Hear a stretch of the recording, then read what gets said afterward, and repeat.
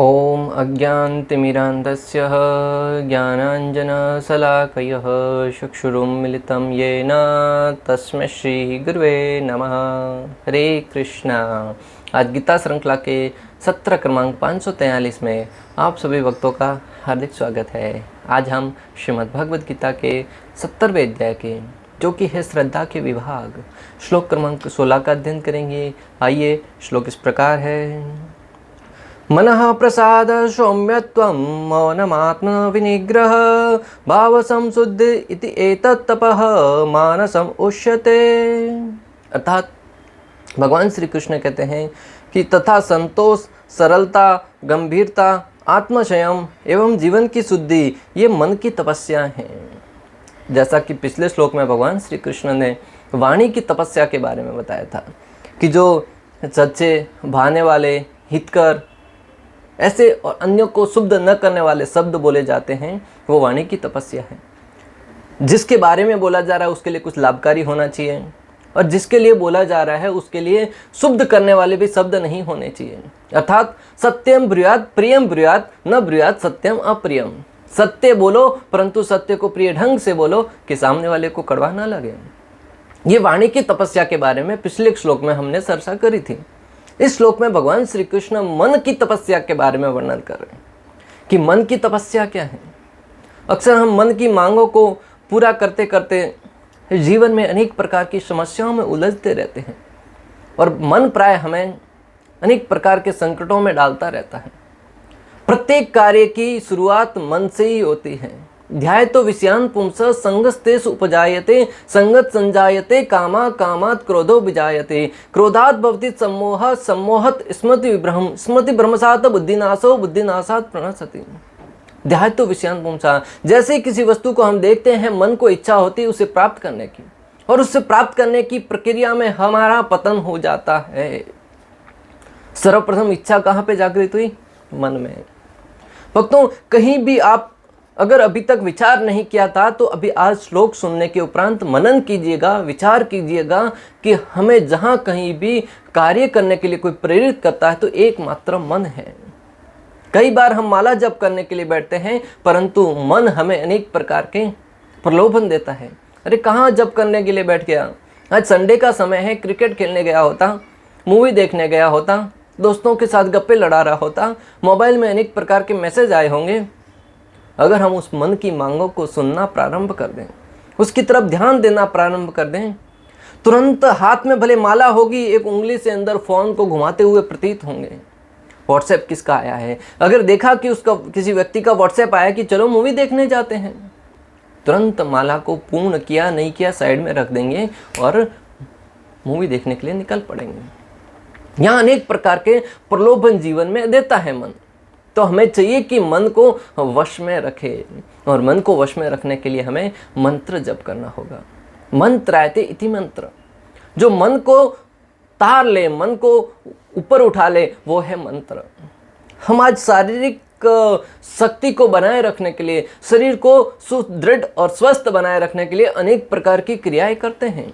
जैसे लोग जिम में जाते हैं, योगा सेंटर में जाते हैं, रनिंग करते हैं, वॉकिंग करते हैं, अनेक प्रकार की प्रक्रियाओं के द्वारा इस शरीर को सुदृढ़ बनाकर रखना चाहते हैं, और उसके लिए मेहनत भी करते हैं। प्रातःकाल जल्दी उठना और अनेक प्रकार के योगा अभ्यास करना और व्यायाम करना, जिससे हमारा स्वास्थ्य शुद्ध बना रहे और हम अपने जीवन में शांति से रह सकें। परंतु शरीर तो आज की तारीख में हर जगह सुदृढ़ बनता जा रहा है। लोग अनेक प्रकार के पोस्ट फेसबुक, इंस्टाग्राम अनेक जगह डालते जा रहे हैं कि हमने इतना अच्छा बॉडी बना लिया, इतना अच्छा व्यायाम वर्कआउट करके बॉडी बना लिया। परंतु भक्तों, विचार करने वाली बात है, जो ध्यान देने वाली बात है कि वो लोग अंदर ही अंदर खोखले होते हैं, रोते हैं अकेले में, मन दुखी होता है, और इसका प्रभाव भक्तों आज संपूर्ण विश्व में अधिकांश मात्रा में लोग हैं वो मन की मानसिक बीमारियों के कारण जीवन का अंत कर रहे हैं। आए दिन मानसिक बीमारियों के जो संख्या है वो धीरे धीरे बढ़ती ही जा रही है, और मनोचिकित्सकों का व्यापार है वो दिन ब दिन बढ़ता जा रहा है। आज का हाल तो भक्तों ऐसा है कि जो मनोचिकित्सक डॉक्टर हैं पूरे दिन अनेक लोगों की समस्याओं को सुनते रहते हैं और शाम को उनका स्वयं का मस्तिष्क भी इतना दुर्बल हो जाता है, दुखी हो जाता है कि घर लौटते वक्त उसे किसी अन्य मनोचिकित्सक डॉक्टर को मिलना पड़ता है। इस अवस्था में आपका और हमारा कर्तव्य है कि स्वयं तो अपने मन को सुदृढ़ बनाए, मानसिक रूप से सुदृढ़ स्वस्थ बने और अन्यों को भी उसके लिए प्रेरित करें, अन्यों को भी शिक्षा दें। मात्र भौतिक जगत में ऐसी बातें करके कि नहीं हमेशा पॉजिटिव रहना चाहिए, हमेशा सकारात्मक रहना चाहिए, हमेशा अच्छे विचार रखने चाहिए, जीवन में कोई परिवर्तन नहीं आने वाला। बड़े बड़े सेमिनार दिए जाते हैं, बड़े बड़े लोगों को प्रेरणा प्रदान करने के लिए सेमिनारों का उद्घाटन अनेक प्रकार का आयोजन होता है। उसमें स्पीकर आता है, बताता है हमेशा सकारात्मक रहो, परंतु सकारात्मक रहें कैसे भक्तों? जिसके जीवन पर बीतती है वो स्वयं उसको अनुभव कर सकता है। और भक्तों हद तो तब हो जाती है जो सेमिनार देने आया है स्वयं आधा घंटा बोलने के उपरांत कुछ ब्रेक के लिए जाता है, बाहर जाकर सिगरेट पीता है। क्यों? तनाव आ गया, उस तनाव को दूर करने के लिए सिगरेट का सेवन, नशा करता है। कौन सा प्रभाव पड़ेगा उसकी बातों का हमारे जीवन पर? अतः जब हम हमारी वैदिक सभ्यता की ओर आशा भरी निगाहों से दृष्टि उठाकर देखते हैं तब हर जगह शास्त्र हमें मन को तारने का, मन को स्वस्थ बनाने का बहुत ही सरल और सटीक उपाय बताते हैं, मंत्र। और कलयुग के लिए तो चैतन्य महाप्रभु ने महामंत्र हमें प्रदान किया है, हरे कृष्णा कृष्ण कृष्ण हरे हरे, हरे राम राम राम हरे हरे। जब हम इस महामंत्र का जप करते हैं प्रेम पूर्वक, तेसाम सतत युक्तानाम भजताम प्रीति पूर्वकम ददामि बुद्धि योगम तम ये नमाम उपयांति ते। भगवान श्री कृष्ण भगवत गीता में कहते हैं कि जो कोई व्यक्ति प्रेम पूर्वक मेरे नाम का सतत कीर्तन करता है, भजन करता है, उसे मैं बुद्धि प्रदान करता हूँ, उसका मानसिक रूप से संतुलन है वो स्थिर हो जाता है।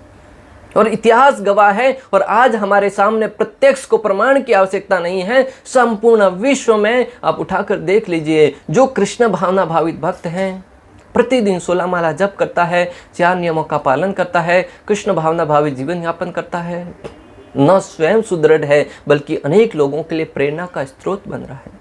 जहां एक और पाश्चात्य जगत में प्रत्येक व्यक्ति मानसिक उत्पीड़न से गुजर रहा था, जब श्रील प्रभुपाद जी की अहेतु की कृपा हुई, उन्होंने श्रीमद् भगवद गीता और भागवतम जैसे दिव्य ग्रंथों का उनको ज्ञान दिया और महामंत्र का उनको शिक्षा प्रदान करी, दीक्षा प्रदान करी।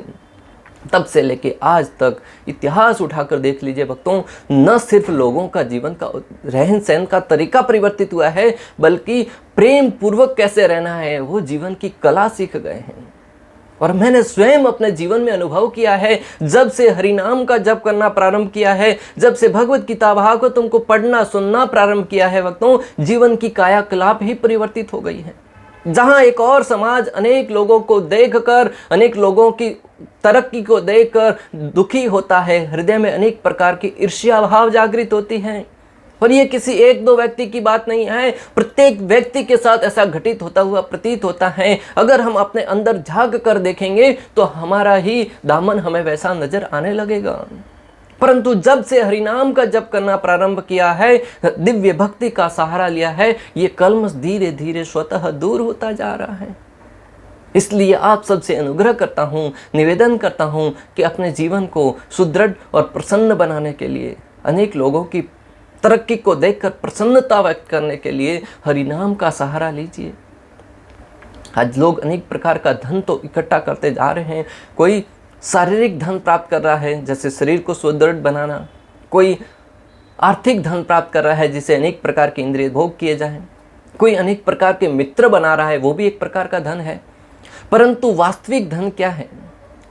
शास्त्र वर्णन करते हैं, गौधन, अश्वधन, गजधन, रत्न धन खान, जब आवे संतोष धन सारे धूल समान। गौधन, गौ माता का धन बहुत कीमती माना गया है वैदिक सभ्यता में।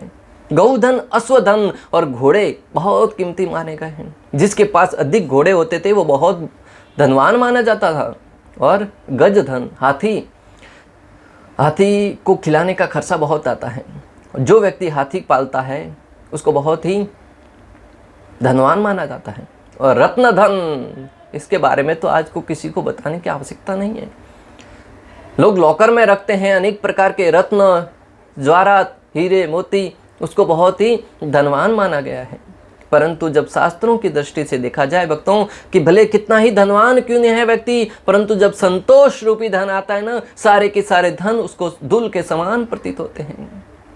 अब भौतिक धन कितना ही इकट्ठा क्यों न करते रहे, जब तक मन में लालसा बनी रहेगी, लोभ बना रहेगा, कुछ और प्राप्त करूं, तब तक व्यक्ति सुखी नहीं हो सकता।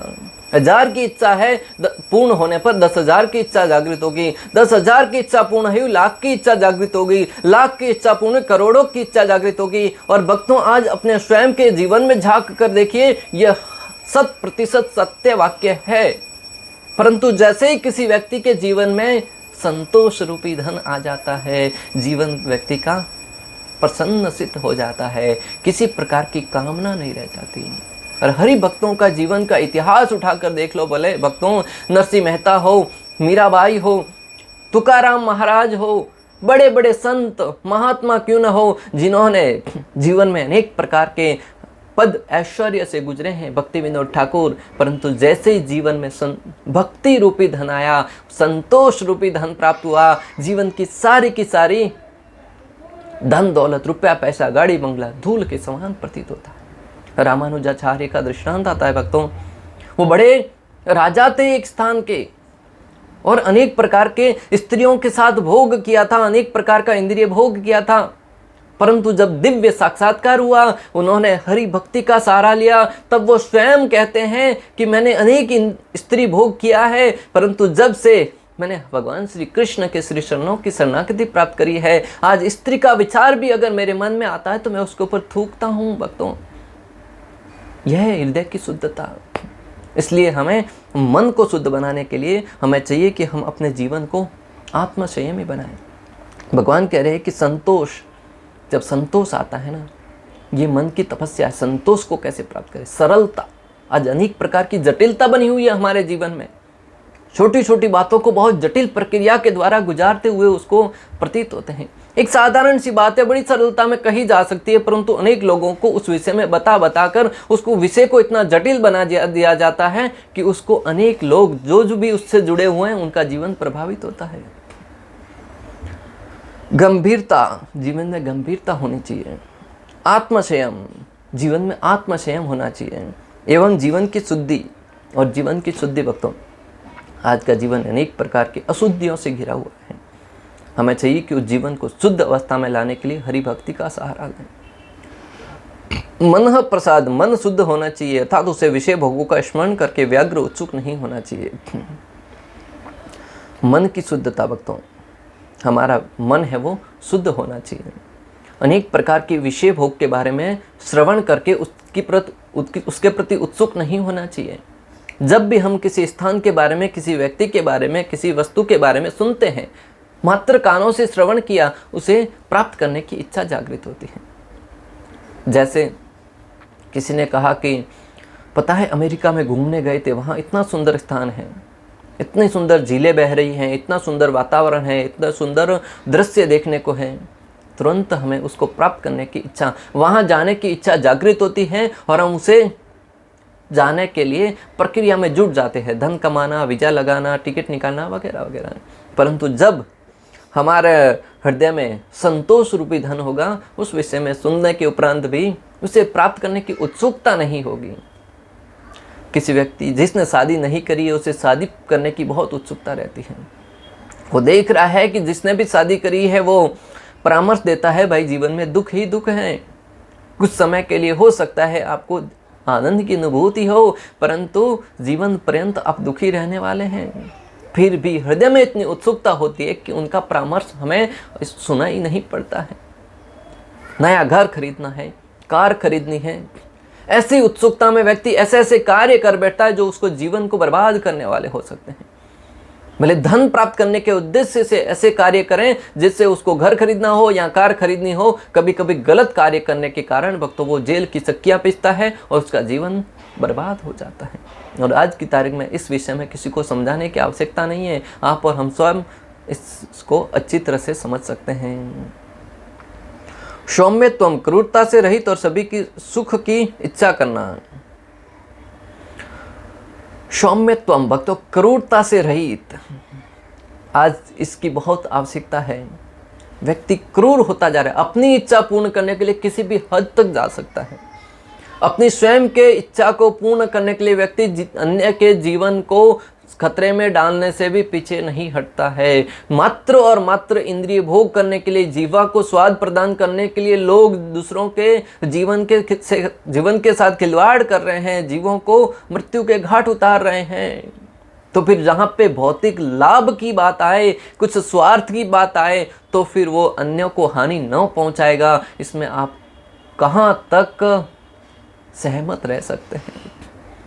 इसलिए हमें चाहिए कि अन्यों को दुखी करने वाले या अन्यों के ऊपर क्रूरता करने वाले कार्य न करें। यह है मन की तपस्या। और भक्त लोग हैं वो इसी मानसिकता के साथ प्रचार करते हैं कि जीवों के ऊपर करुणा की जाए। जो आध्यात्मिक ज्ञान हमें प्राप्त हुआ है, जो आध्यात्मिक भक्ति हमें प्राप्त हुई है, और उसे प्राप्त करने के उपरांत हम जिस सुख का अनुभव कर रहे हैं, जिस दिव्य आनंद का अनुभव कर रहे हैं, वो आनंद प्रत्येक व्यक्ति को प्राप्त होना चाहिए। जो इस भौतिक जगत की दावा अग्नि में जल रहे हैं, प्रति क्षण अनेक प्रकार के दुखों के महासागर में गोते लगा रहे हैं, उनके ऊपर हरि भक्ति रूपी बारिश करना चाहिए, हरि भक्ति रूपी करुणा करनी चाहिए। जब जंगल में आग लगती है तो सारे के सारे पशु हैं वो इंद्रदेव की तरफ आशा भरी निगाहों से देखते हैं कि कहीं बारिश हो जाए और ये अग्नि शांत हो जाए। लोग तालाब की तलाश में इधर उधर, वहाँ के पशु पक्षी हैं वो तालाब की तलाश में इधर उधर भागने लगते हैं। जैसे ही हल्के हल्के बूंदा बारिश होने लगती है वक्तों, उनकी हृदय में प्रसन्नता सा जाती है। उसी भांति आज संसार रूपी लोग हैं। इस संसार का प्रत्येक व्यक्ति दावा अग्नि में जल रहा है, झुलस रहा है। जब हरि भक्ति रूपी हल्की हल्की बूंदाबांदी होती है, श्री कृष्ण के दिव्य कथाओं का हृदय पर प्रभाव पड़ता है, कानों के छिद्र से होती हुई जब वो हृदय के आंगन में पहुंचती है, हृदय में शांतता, शीतलता, प्रसन्नता का अनुभव होता है। मौनम, आत्म मनन, अपने बारे में मनन करना। मैं कौन हूँ, कहाँ से आया हूँ, जीवन का उद्देश्य क्या है, और जीवन में दुख क्यों भोग रहा हूँ, ये मनन करना जिसकी बहुत आवश्यकता है। और आज की तारीख में मनन की प्रक्रिया से कोई नहीं गुजर रहा है। कोई भी व्यक्ति विचार नहीं करता कि मैं कौन हूँ, कहाँ से आया हूँ, जीवन का उद्देश्य क्या है, मैं इस जगत में दुख क्यों भोग रहा हूँ, और मृत्यु के उपरांत कहाँ जाना है, और उस स्थान पर जाने के लिए मुझे कौन सी क्रिया करनी होगी, कौन से कार्य करने होंगे जो मेरे अगले जीवन को सुधार सकें। आज प्रत्येक व्यक्ति मात्र आहार, निद्रा, भय, मैथुन में ही जीवन यापन कर रहा है। खाओ पियो और ऐश करो। जीवन में साक्षात्कार के लिए अर्थात तो ब्रह्म जिज्ञासा, मानव जीवन हमें प्राप्त हुआ है जिज्ञासा करने के लिए कि मैं कौन हूँ, कहाँ से आया हूँ, जीवन का उद्देश्य क्या है, और उसके लिए कोई विचार नहीं कर रहा भक्तों। मात्र पशुओं की भांति जीवन निर्वाहन कर रहे हैं, खाना पीना, सोना और बच्चे पैदा करना, और कुछ नहीं। इसलिए हमें मनन करना चाहिए कि मैं कौन हूँ। इसके बारे में जब मनन करेंगे तो निश्चित रूप से आध्यात्मिक गुरु के पास जाएंगे, और जब गुरु से जिज्ञासा करेंगे तो हमें सत्य का ज्ञान प्रदान करेंगे। भगवान श्री कृष्ण भगवद गीता 4.34 में कहते हैं कि तत्विधि प्रणिपातेन परिप्रश्नेन सेवया उपदक्ष्यन्ति ते ज्ञानम ज्ञानिनम तत्वदर्शिनम। भगवान कहते हैं कि गुरु के पास जाकर उनकी विनीत भाव से सेवा करें और अपनी सेवा से उनको प्रसन्न करें, और जब गुरु प्रसन्न होंगे उनके सामने जिज्ञासा करें, और आपकी जिज्ञासा को देखकर गुरु निश्चित रूप से आपको ज्ञान प्रदान करेंगे, क्योंकि उन्होंने सत्य का दर्शन किया है। आध्यात्मिक गुरु हमें सही मार्ग पर ले आएंगे। आत्मविनिग्रह, मन को इंद्रिय विषयों से निग्रहित करना, मन को इंद्रिय विषयों से खींचना। अनेक प्रकार की इच्छाएं मन में आएगी, परंतु मन को चाहिए कि वहां से खींचकर पुनः अपने सही मार्ग पर ले आए।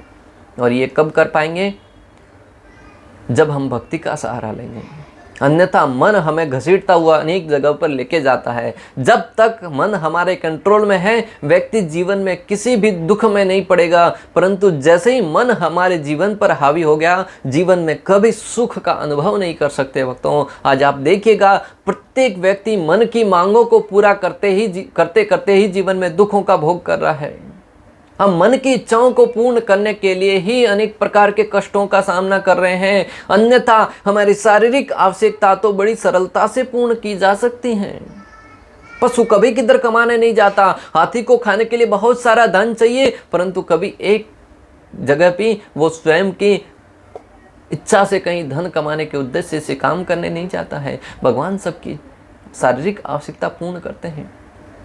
2 समय का भोजन, रोटी, 1-2 वस्त्र जीवन गुजारने के लिए काफ़ी है, परंतु हम तो हमारी इंद्रिय भोग करने के लिए, मन की मांगों को पूरा करने के लिए ही हर जगह बड़े बड़े फ्लैट खरीदना, बड़ी बड़ी गाड़ियां खरीदना, बड़े बड़े बंगले बनाना, अनेक प्रकार के वस्त्र खरीदना, बड़े बड़े फ़ोन खरीदना, ये सारी की सारी आवश्यकताएं मन की है, शरीर की नहीं है। अगर मन हमारे वश में है तो साधुओं का दृष्टांत भक्तों, वो मात्र 2 वस्त्रों में, एक आज पहना, एक कल पहनेंगे, वो धोया परसों पहनेंगे। सवेरे में क्या भोजन प्राप्त हुआ है, शाम को क्या होगा, कोई पता नहीं है, फिर भी प्रसन्नता में जीवन निर्वाहन कर रहे हैं। यह है दिव्यता, यह है मन की शांति, यह है मन को अपने वश में करने का प्रभाव। भाव समशुद्धि, व्यवहार में निष्कपटता, यह तपस्या मन के द्वारा की जाती है। व्यवहार में निष्कपटता, ये बहुत महत्वपूर्ण है भक्तों। आज प्रत्येक व्यक्ति कपट के सहारे ही जीवन यापन कर रहा है। हमें चाहिए कि निष्कपट भाव से अन्यों के साथ व्यवहार करें, और यह हमारा व्यवहार ही अन्यों को हमारे लिए प्रेरणा का स्रोत बनाएगा। जब तक हम निष्कपट भाव से किसी को ज्ञान नहीं देंगे, किसी की सेवा नहीं करेंगे, किसी की सहायता नहीं करेंगे, तब तक जीवन में लोगों को प्रेरणा प्राप्त नहीं होगी।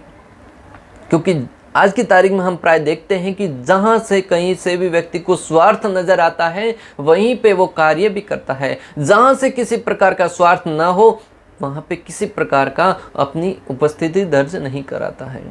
किसी भी स्थान पर आप देखिएगा, व्यक्ति कुछ कार्य करता है, उसको इच्छा होती है मुझे बदले में क्या प्राप्त होगा, और ये बदले में प्राप्त करने की भावना भक्तों इतनी लोगों के हृदय में इतनी घर कर गई है कि सामान्य जनता के साथ तो छोड़ो, जब भगवान के मंदिर में भी जाते हैं तो भगवान मुझे क्या प्राप्त होगा, मेरी ये इच्छा पूर्ण हो गई तो इतने का चढ़ावा ले लूँगा, मेरी अगर ये मुझे लाखों रुपए की लॉटरी लग गई तो मैं तुम्हें 1000 रुपये का दान दे दूंगा। प्राप्त तो करना चाहते हैं अरबों, और उसको बदले में देना चाहते हैं कुछ नगण्य।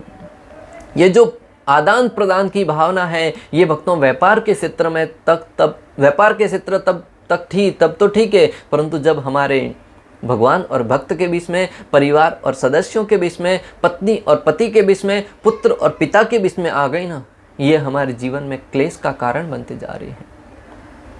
परिवार में भी एक भी व्यक्ति अपनी स्वेच्छा से अन्यों से प्रेम करने के उद्देश्य से कार्य नहीं करता है। तुम मेरी पीठ खुजला, मैं तुम्हारी पीठ खुजलाता हूँ, तुम मेरी इच्छाएं पूर्ण कर, मैं तुम्हारी इच्छाएं पूर्ण करता हूँ। इसी भावना के साथ आज परिवार भी जुड़े हुए हैं। इसी के कारण तो देखिए, जब तक एक दूसरे की इच्छाएं पूर्ण होती है तब तक साथ में रहते हैं। जैसे ही किसी व्यक्ति को लगता है कि ये मेरी इच्छा पूर्ण नहीं कर रहा है, मेरी कार्य के अनुरूप नहीं चल रहा है, मेरी इच्छाओं के अनुरूप नहीं जीवन यापन कर रहा है, तुरंत अलग हो जाते हैं, कोर्ट में जाते हैं, तलाक ले लेते हैं। वो झगड़ा शारीरिक रूप से समाज के सामने रोड पर आ जाता है। और आज जीवन में ऐसी घटनाएं अधिक मात्रा में हो रही है। कारण एक ही है, जीवन में शांति नहीं है, मन वश में नहीं है। इसलिए आप सबसे हाथ जोड़कर करबद्ध निवेदन है कि इस भगवद गीता के दिव्य ज्ञान को अपनाइए, अपने जीवन में उतारिए और अन्यों को भी वितरित कीजिए। जिससे जहां आज एक और समाज दुख के अथाह सागर में गोते लगा रहा है, अनेक प्रकार के कष्टों से, मानसिक उत्पीड़न से दुखी है, त्रस्त है, ग्रस्त है, अनेक प्रकार की समस्याओं से दुखी है, वहां जब श्रीमद् भगवद गीता रूपी दिव्य ज्ञान की हल्की हल्की बूंदा बारिश होगी, वहां पर जीवों का हृदय है वो शांत होगा। जब हरिनाम रूपी हरे कृष्ण महामंत्र का उसके जीवन में प्रभाव पड़ेगा, हृदय है वो शीतलता की अनुभूति करेगा और वहां व्यक्ति को परम आनंद की अनुभूति होगी। और भक्तों, जिन्होंने इस आनंद को अनुभव किया है वही इतनी करुणा भरी भाव में आपसे निवेदन कर सकता है। इसलिए आप सब इस ज्ञान को अन्य तक पहुंचाने में हमारी सहायता कीजिए, जिससे निश्चित रूप से भगवान श्री कृष्ण प्रसन्न होंगे। इस प्रकार श्लोक क्रमांक 16 का भक्ति वेदांत तात्पर्य पूर्ण हुआ। अंत तक हमारे साथ बने रहने के लिए आप सभी का हृदयपूर्वक प्रेम पूर्वक बहुत बहुत धन्यवाद। श्रील प्रभुपाद की जय, श्री श्री राधा गोपीनाथ भगवान की जय, श्रीमद् भगवद गीता की जय। हरे कृष्णा कृष्ण कृष्ण हरे हरे, हरे राम राम राम हरे हरे।